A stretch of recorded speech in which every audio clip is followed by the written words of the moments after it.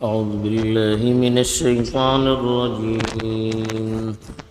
بسم الله الرحمن الرحيم. وإذا طلقتم النساء فبلغن أجلهن فلا تعضلوهن أن ينكحن أزواجهن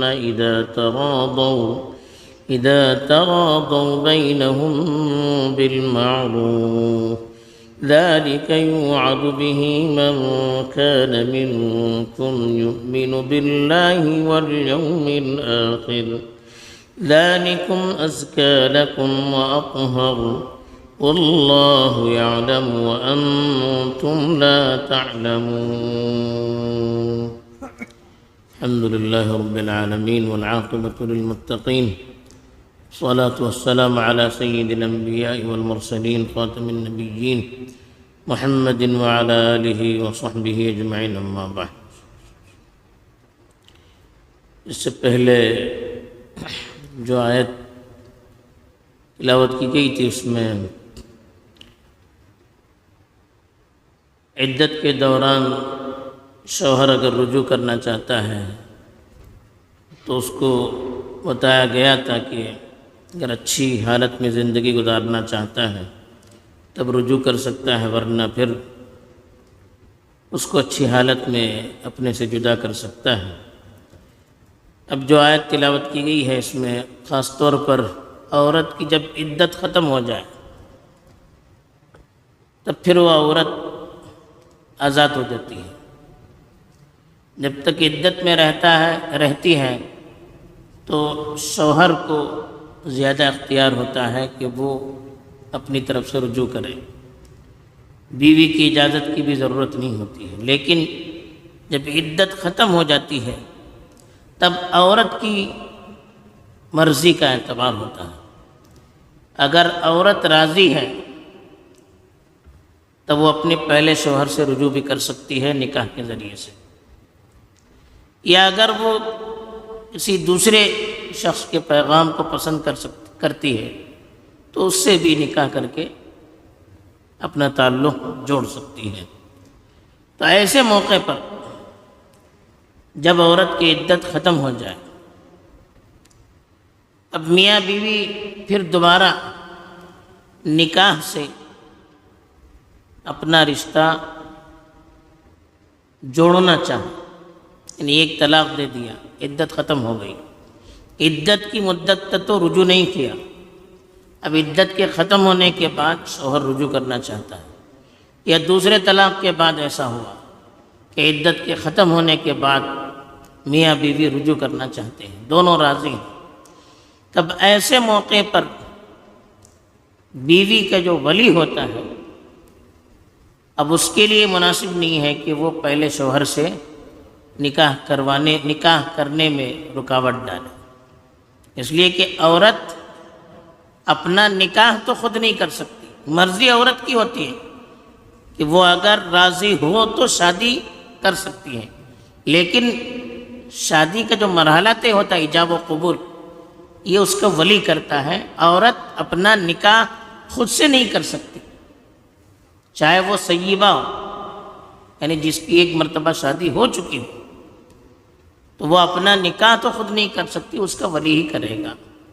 تو اب ولی کو کہا جا رہا ہے کہ اب عدت کے بعد، ایک طلاق کے بعد یا دو طلاق کے بعد عورت اور مرد دوبارہ رجوع کرنا چاہتے ہیں نکاح کے ذریعے سے، تو اب ولی کے لیے مناسب نہیں ہے کہ وہ ان کو روکے.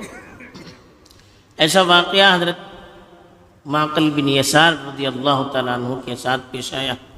انہوں نے اپنی بہن کا نکاح ایک انصاری صحابی سے کروایا تھا. بعد میں انصاری صحابی نے ان کی بہن کو طلاق دے دیا اور عدت کی مدت میں رجوع نہیں کیا. عدت کے ختم ہونے کے بعد پھر وہ دونوں شادی کے لیے تیار ہو گئے. اب جب یہ پیغام لے کر وہ شخص معقل بن یسار کی خدمت میں حاضر ہوا تو حضرت معقل بن یسار نے غصے میں ان سے کہا کہ میں نے تو اپنی بہن سے تمہارا نکاح کروایا تھا، اسے تمہارے حوالے کیا تھا، تم نے تو اس کے ساتھ بدسلوکی کی، اس کو طلاق دے دیا، اب دوبارہ رجوع کرنا چاہتا ہے تو میں نہیں اجازت دیتا، میں نکاح نہیں کرتا تمہارا۔ ایسے موقع پر یہ آیت نازل ہوئی۔ جب یہ آیت نازل ہوئی تو فوراً حضرت معقل بن یسار اپنی بہن کا نکاح ان سے کروانے کے لیے تیار ہو گئے۔ یہ صحابہ کی زندگی تھی کہ ذاتی ان کی رائے جو بھی ہو، لیکن جب اللہ کی طرف سے حکم آتا تو اپنی رائے کو مٹا دیتے اور شریعت کے حکم پر عمل کرتے۔ اسی کو یہاں پر اللہ تعالیٰ نے بتایا کہ وَإِذَا طَلَّقْتُمُ النِّسَاءَ، جب تم عورتوں کو طلاق دے دو، فَبَلَغْنَ أَجَلَهُنَّ، اور وہ اپنے اجل کو پورا کریں۔ کل جو لفظ آیا تھا اس میں اجل کے پورا کرنے کے قریب پہنچے، یہاں پر یہ ہے کہ اپنی اجل کو یعنی اپنی عدت کی مدت کو پورا کریں، یعنی پہلے طلاق کے بعد یا دوسرے طلاق کے بعد۔ فَلَا تَعْضُلُوهُنَّ، تو آپ ان کو نہ روکیں، أَن يَنْكِحْنَ أَزْوَاجَهُنَّ، اس بات سے کہ وہ اپنے شوہروں سے نکاح کرے، یعنی پھر دوبارہ اسی شوہر کے ساتھ وہ نکاح کرنا چاہے تو پھر ولی سے کہا جا رہا ہے کہ آپ نہ روکیں۔ اس کی وجہ یہ ہے کہ عورت کا نکاح اس کا ولی کرتا ہے، اپنا نکاح تو وہ خود نہیں کر سکتی۔ سیبہ عورت جس کی ایک مرتبہ شادی ہو چکی پھر طلاق ہو گیا مثلا، تو دوبارہ عدت کے بعد نکاح کرنا ہے تو اس کی مرضی کا تو دخل ہے، وہ راضی ہوگی تبھی اس کا نکاح ہوگا، راضی نہیں ہوگی تب نکاح نہیں ہوتا۔ لیکن نکاح کرنے کے لیے ولی کی ضرورت ہوتی ہے، اسی لیے اس کے راضی ہونے کے باوجود ولی سے کہا جا رہا ہے کہ آپ اس کو نہ روکیں، مطلب یہ کہ نکاح کروانے کی ذمہ داری ولی کو ہوتی ہے۔ تب اذا تراضوا بینہم بالمعروف، جب وہ آپس میں بھلے طریقے پر راضی ہو جائے۔ بھلا طریقہ کیا ہے؟ نکاح کر کے دوبارہ گواہ بنا کر مہر دے کر اور ایک دوسرے کے حقوق کو ادا کرنے کی نیت سے وہ شادی کرنا چاہیں تب آپ ان کو منع نہ کریں۔ ذالک یوعظ بہ، کہا کہ ان چیزوں کے ذریعے جو حکم ابھی دیا گیا اس کے ذریعے سے نصیحت کی جاتی ہے ان لوگوں کے لیے من کان منکم یؤمن باللہ والیوم الآخر، جو تم میں سے اللہ اور آخرت پر ایمان رکھتا ہے۔ یعنی بتایا جا رہا ہے کہ جو شخص اللہ پر اور آخرت پر ایمان رکھتا ہے ان کو شریعت کے احکام پر اسی طرح سے عمل کرنا چاہیے جیسے ان کو بتایا جاتا ہے۔ اور دوسری بات بتا دی گئی کہ ان احکام پر عمل کرنے کے لیے وہی شخص راضی ہوتا ہے جو اللہ اور اس کے رسول، اللہ اور آخرت پر ایمان رکھتا ہے۔ اللہ پر اور آخرت پر ایمان رکھے بغیر ان ساری چیزوں کی پابندی پر آدمی کبھی مطمئن نہیں ہو سکتا۔ پھر اللہ نے کہا ذالکم ازکیٰ لکم واطہر، یہ چیز جو نکاح دوبارہ اگر کرنا چاہیں تو ان کو اجازت دینے کے لیے کہا، بلکہ نکاح کروانے کے لیے جو کہا گیا یہ چیز ازکیٰ لکم، تمہارے لیے زیادہ بہتر ہے، واطہر، اور زیادہ پاک کرنے والی بھی ہے۔ یعنی اس طرح سے معاشرہ تمہارا صحیح رخ پر چلے گا۔ جب آپ ان کی مرضی کے باوجود ان کی شادی نہیں کروائیں گے تو ممکن ہے وہ لوگ غلط راستے کو اختیار کریں۔ آپ نے ان کی مرضی کے مطابق ان کی شادی کروا دیا تو اس سے معاشرہ بھی بہتر ہوگا اور وہ ایک دوسرے کے لیے پاکی کا ذریعہ بنے گا۔ وہ پھر صحیح طریقے پر اپنے تعلقات کو جوڑیں گے تو معاشرہ پاک ہوگا۔ اگر غلط طریقے پر اپنے تعلقات کو جوڑ دیں گے تو پھر معاشرہ ناپاک ہو جائے گا۔ پھر اللہ نے کہا واللہ یعلم وانتم لا تعلمون، اللہ تعالیٰ جانتے ہیں اور تم لوگ جانتے نہیں ہو۔ یعنی اللہ تعالیٰ جو احکام بیان کرتے ہیں اس کے اپنے علم کے مطابق بیان کرتے ہیں، جس کے علم میں کوئی غلطی نہیں ہوتی۔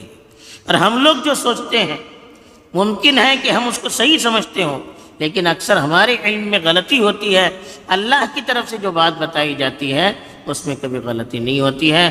بہرحال یہاں مردوں کو پچھلی آیت میں بھی اس آیت میں بھی بار بار تاکید کی گئی کہ عورت کے نکاح کا اختیار مرد کو دیا گیا، طلاق کا اختیار مرد کو دیا گیا۔ تو اس کا مطلب یہ نہیں کہ وہ اپنے اس اختیار کے ذریعے سے عورت پر ظلم کریں یا اس کی مرضی کے خلاف کوئی کام کریں یا اس کو تکلیف دیں یا اس پر اپنا رعب جمائیں، اس کے لیے نہیں ہے۔ بعض مصلحتوں کے لیے ان کو اختیار دیا گیا ہے، لیکن ان کا کام یہ ہے کہ عورتوں کو خوش رکھنے کی کوشش کریں، ان کی مرضی کے مطابق جہاں تک ممکن ہو اور بہتر ہو تو اس پہ چلنے کی بھی کوشش کریں، اپنے اختیار کو غلط طریقے پر استعمال کر کے عورت کو تکلیف نہ دیں۔ یہ پیغام دیا گیا۔ اللہ تعالی ہمیں صحیح طور پر شریعت کے احکام کو سمجھ کر عمل کرنے کی توفیق دے۔ آمین۔ وآخر دعوانا الحمد للہ۔